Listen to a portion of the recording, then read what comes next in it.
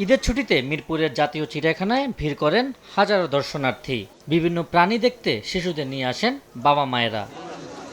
শুক্রবার সকাল থেকে চিড়িয়াখানার মূল ফটকেই দেখা যায় লম্বা লাইন, সবার চোখে মুখেই আনন্দের ছাপ।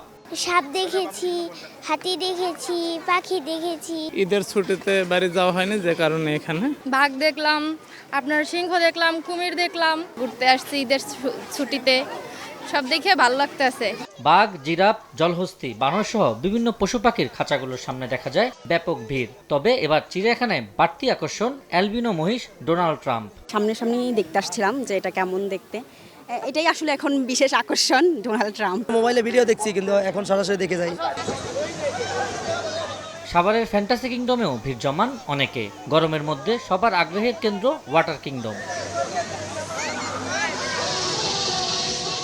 বিভিন্ন রাইডও উপভোগ করেছে শিশুরা। বড়দের উচ্ছ্বাসও ছিল চোখে পড়ার মতো। ফ্যান্টাসিতে আসছি ঘুরতে আমার ওয়াইফকে নিয়ে, অনেক ভালো লাগতেছে। গোসল করলাম, রাইডে উঠলাম, অনেক ভালো লাগতেছে। নৌকায় উঠছি, তারপরে এখানে অনেক নাচানাচি করছি, এই যে রাইড উঠছি। বিনোদন কেন্দ্রে এসে যান্ত্রিক জীবনের ক্লান্তি ভোলার সাময়িক সুযোগ পান নানা বয়সী মানুষ। আবু সাইদ নিশান, সময় সংবাদ, ঢাকা।